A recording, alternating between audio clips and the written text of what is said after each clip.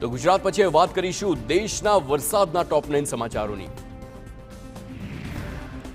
આસામમાં પૂરના કારણે જનજીવન અસ્તવ્યસ્ત બન્યું છે। 28 જિલ્લાના 2500 ગામોમાં પાણીમાં ગરકાવ થયા છે। પૂર અને ભારે વરસાદના કારણે અત્યાર સુધીમાં 48 લોકોના મોતના સમાચાર છે। ગઈકાલે પૂરના પાણીમાં ડૂબી જવાથી 8 લોકોના મોત નીપજ્યા।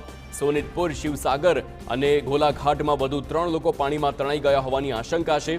આસામમાં પૂરના કારણે 11.34 લાખનો પ્રભાવિત થયો છે। તો આસામમાં મોટાભાગના તમામ જિલ્લાઓમાં જળબંબાકારની સ્થિતિ જોવા મળી છે। આસામનો કાઝીરંગા નેશનલ પાર્ક પૂરમાં ડૂબી ગયો તો એક ગેંડાનું બચ્ચું સહિત 17 પ્રાણી પાણીમાં ડૂબી જવાથી મૃત્યુ પામ્યા છે। 72ને બચાવી લેવામાં આવ્યા। આસામના 28 જિલ્લા પૂરથી ખરાબ રીતે પ્રભાવિત થયા છે। પૂરથી લોકોને બચાવવા માટે એનડીઆરએફ, એસડીઆરએફ અને આર્મીને તૈનાત કરવામાં આવી છે।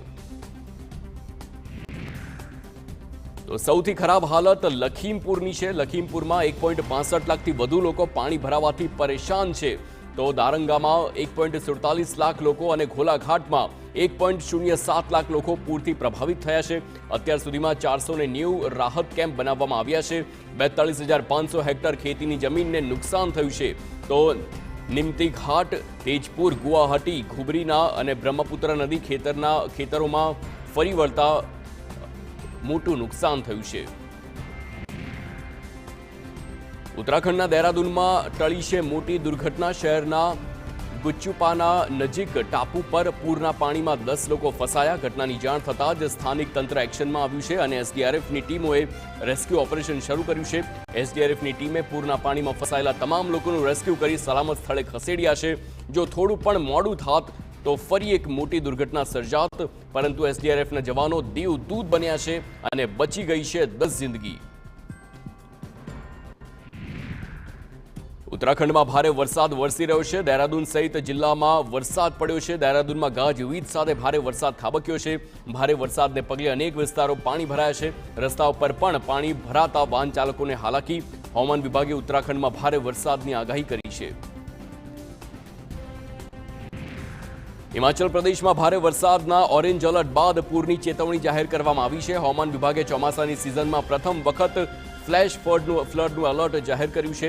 શિમલા, સિરમૌર અને મંડી જિલ્લામાં ચેતવણી જાહેર કરવામાં આવી છે। પ્રવાસીઓ સહિત સ્થાનિક લોકોને સાવચેતી રાખવા અને નદી નાળાના નજીક ન જવા માટે એડવાઇઝરી જાહેર કરવામાં આવી છે।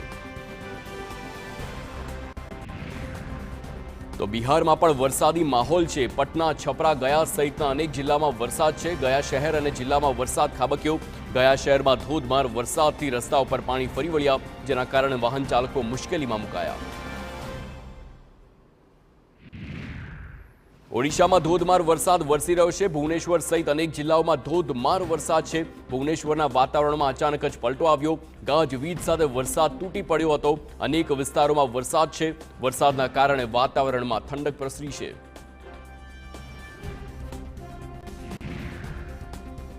દિલ્હી એનસીઆરમાં વરસાદી માહોલ છે। દિલ્હીમાં ફરી એકવાર વરસાદ વરસી રહ્યો છે। દિલ્હીના અનેક વિસ્તારોમાં વરસાદ ખાબક્યો છે। વરસાદ વરસતા વાહન ચાલકોને ભારે હાલાકીનો સામનો કરવો પડ્યો છે।